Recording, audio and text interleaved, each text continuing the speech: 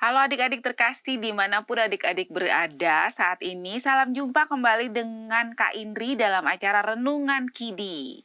Renungan kita hari ini Kamis 27 Maret 2025 berjudul Berpikir Positif. Bagaimana kita belajar untuk berpikir positif yang didasarkan pada Kejadian 45 ayat 4-8.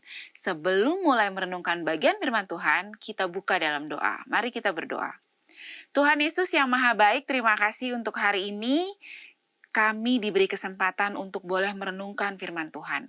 Tuhan bantu kami, mampukan kami agar kami dapat merenungkan firman Tuhan ini dengan baik dan kami dapat melakukannya dalam hidup kami hari lepas hari. Dalam nama Tuhan Yesus, kami memohon dan berdoa. Amin.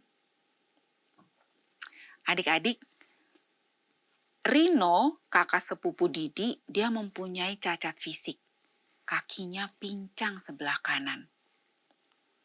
Tapi Rino ini menerima kondisi fisiknya. Karena apa? Karena orang tuanya menanamkan cara berpikir yang positif. Bahwa setiap orang diciptakan Allah istimewa. Dan Allah menyayangi Rino. Adik-adik, kita baca yuk sama-sama dari Kejadian 45 ayat 4-8. Buka Alkitabnya, Kejadian 45. Lalu kata Yusuf kepada saudara-saudaranya itu, "Marilah dekat-dekat." Maka mendekatlah mereka. Katanya lagi, "Akulah Yusuf, saudaramu yang kamu jual ke Mesir.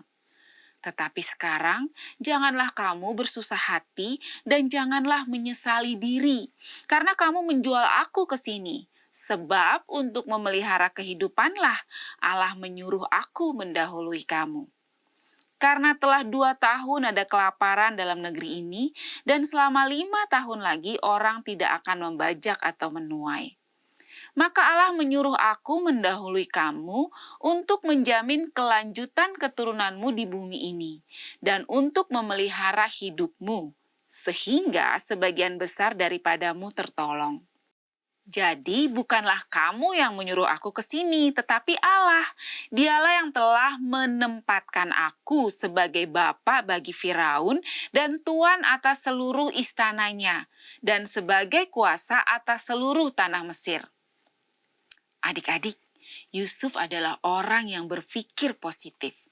Padahal adik-adik tahu kan bagaimana Yusuf diperlakukan oleh saudara-saudaranya? Dia dibenci oleh saudara-saudaranya? Dibuang ke sumur, ingat?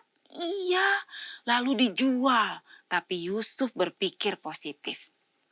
Dalam kejadian yang menimpa dirinya, ia tidak menyalahkan saudara-saudaranya yang telah menjualnya menjadi budak. Ia justru menghibur saudara-saudaranya agar tidak perlu takut atau menyesali diri karena telah menjual Yusuf. Yusuf berpikir positif bahwa semua yang terjadi itu adalah dalam rencana Allah. Allah merencanakan hal yang baik melalui peristiwa itu. Allah membawa Yusuf ke Mesir untuk menolong banyak orang dan menyelamatkan keluarganya dari bencana kelaparan yang dahsyat. Pikiran yang positif membuat Yusuf dapat menerima saudara-saudaranya tanpa rasa marah atau sakit hati. Nah adik-adik, kita belajar yuk dari Yusuf. Memikirkan hal yang baik dan positif setiap peristiwa yang terjadi dalam hidup kita. Dan kita yakin bahwa Allah merancang hal yang baik, bukan yang buruk. Jadi ingat adik-adik, setiap peristiwa yang menyenangkan ataupun tidak menyenangkan yang terjadi dalam hidup kita, kita harus selalu belajar berpikir positif.